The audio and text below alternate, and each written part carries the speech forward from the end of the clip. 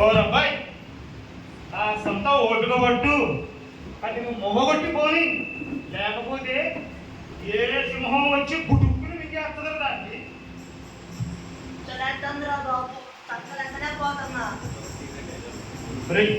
మంటైనా చలిమంటే కావుగా.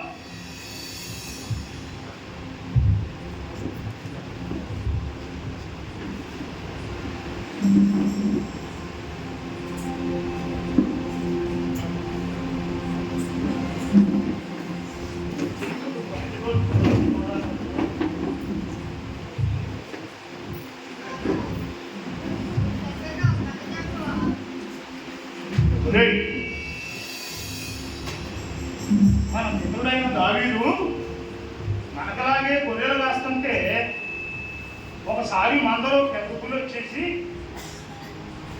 ఒకసారి సింహం ఒకసారి ఎరుగుబంటు వచ్చి మందలో దొరబడి గొర్రె కనెత్తుకొని వెళ్ళిపోతుంటే దావీదు దాన్ని ఎంటబడి దాని గడ్డం పట్టుకొని చీల్చి పడేశాడు.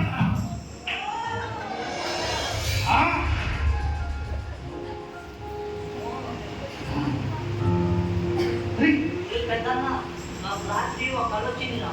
ఆ కళ్ళు మనమంతా ఈ మందరం వదిలేసి ఎక్కడికో వెళ్ళిపోయామంటరా. ఆ తర్వాత నాకు గుర్తు లేదురా పెద్దన్నా.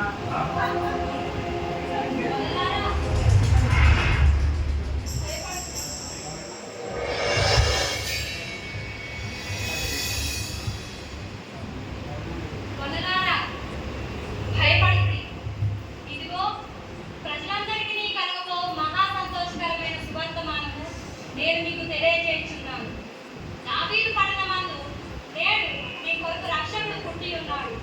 ఈయనే ప్రభువైన క్రీస్తు. మీకు ఈయనే ప్రభువైన క్రీస్తు. ఇదే మీకు ఆనవాలు. ఒక శిశువు కొద్ది గుడ్డలతో చుట్టబడి ఒక తొట్టిలో పండుకొని ఉండుట మీరు చూచగలరు.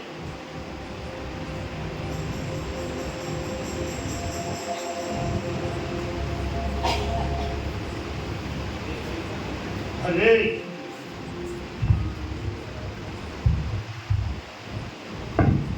మన కొరకు రక్షకుడు పుట్టాడంటరా.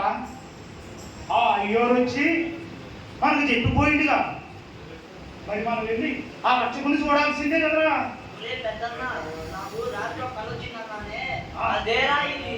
మనమంతా వెళ్ళి ఆ రక్షకుని చూసొద్దాం పదండిరా.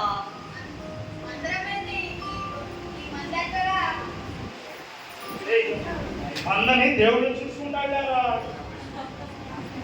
దేవుడు ఇంత గొప్ప కార్యం చేస్తే మన ప్రభుని చూడకుండా ఎట్లుంటాంరా. వెళదాం మందని వదిలేసి. అయితే పదండిరా, వెళ్దాం. వెళ్ళి ఆ రక్షకుని చూసొద్దాం.